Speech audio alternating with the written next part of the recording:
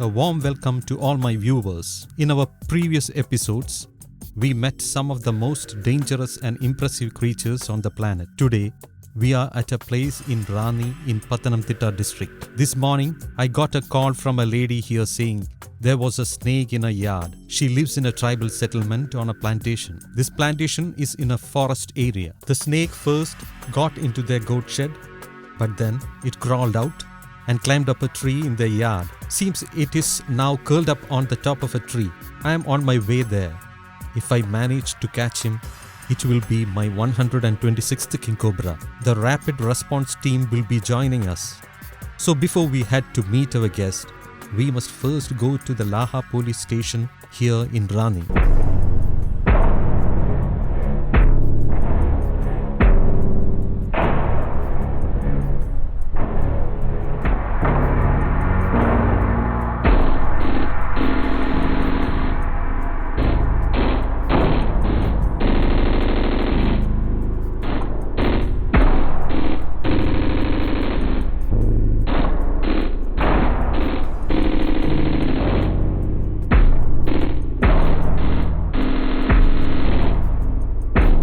The officers of Laha station are here with us. We have reached Laha. Our private vehicles are not allowed inside the forest area. Only the forest office vehicles have access. Since it's quite an uphill ride and the terrain is rough, we will be going slow.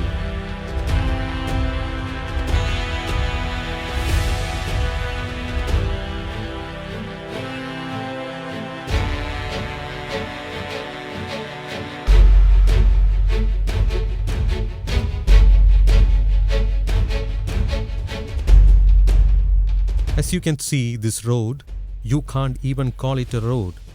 It's just a rugged path scattered with stones and gravel. You can see that the vehicle is rattling and shaking quite a bit. We have a few more kilometers to cover.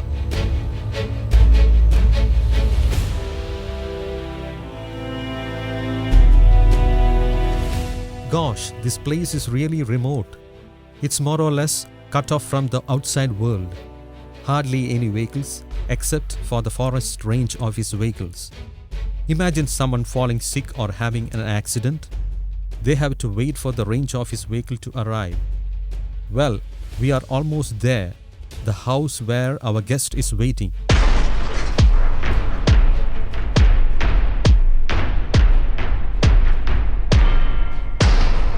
The officers here are saying that sometimes they come walking here. Imagine walking all this way and that too on this rough path. It's a back-breaking feat. And here I was complaining about traveling in a jeep. Shall we go meet and greet our guest?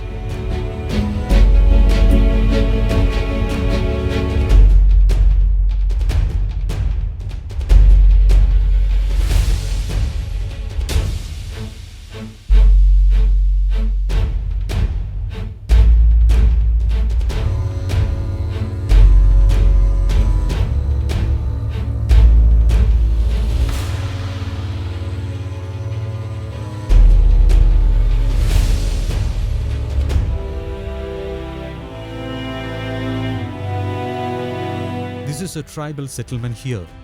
It seems our guest had first climbed onto a coffee plant, but later he parked himself here. When people gather, king cobras have a tendency to move higher and higher up on a tree. There were a couple of times when a king cobra had perched really high up on a tree. Really high. Once at Ponmudi, a king cobra had climbed atop a tree that was more than 60 feet high. Now to get this one down, it's not practical to climb up the tree, because each time I get close, he will move out of reach. Using a long club or stick will be the better option here. Our guest here is not very big. Looks about 5 years old. It's a female.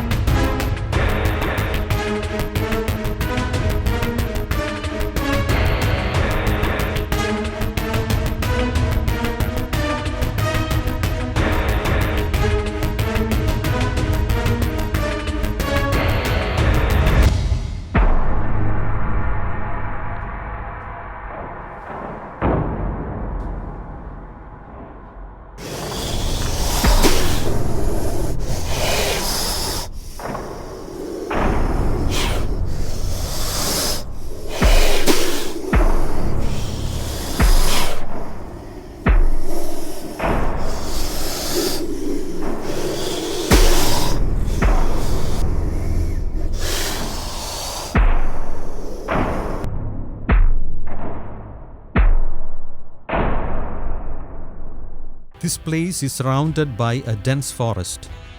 I am happy that these people called me. Having him loose in this residential area is just not safe. Do you know that there have been no reports of any king cobra deaths in Kerala? We sometimes hear rumors of fatalities, but there are no official reports of deaths. But we all know that a king cobra bite results in almost instant death. So people are naturally scared. On top of that, people believe all kinds of baseless things, that a cobra spits and sprays venom. It does no such thing.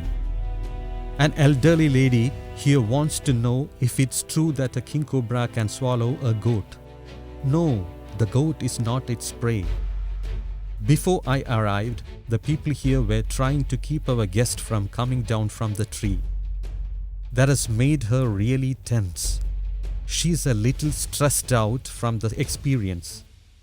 When a snake is tense, its body becomes hot. Since a snake is a cold-blooded reptile, it can die if its body becomes overheated. So let's try to cool her down a bit, make her calm. But first, let's give her a little water.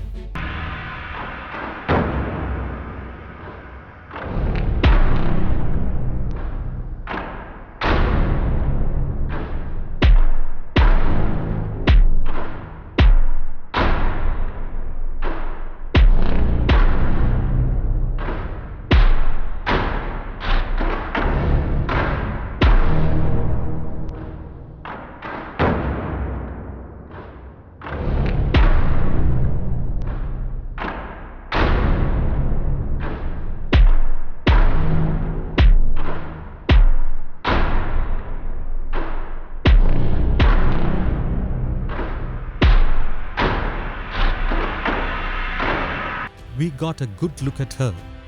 Let's now get her back where she came from. But before that, let's see just how long she is. As I said, she's only about 5 years old. She's about 12 feet long. This is the king cobra's mating season. See, she's just not paying any attention to any of us. Almost as if she's unaware of our presence. She keeps looking in the same direction.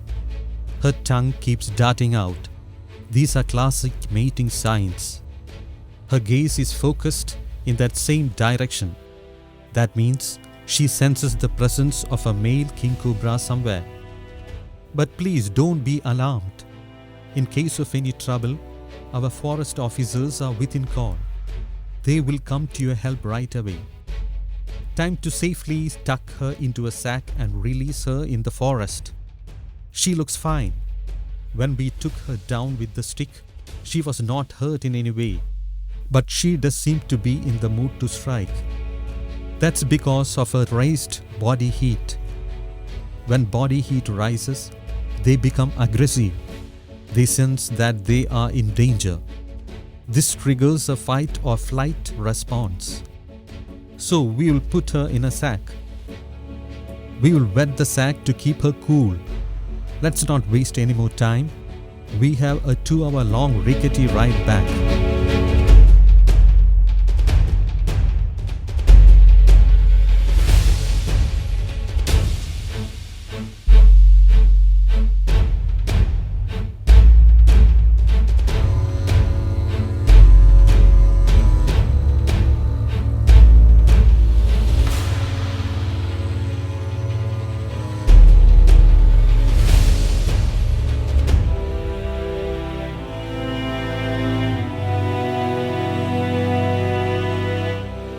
We are going back now.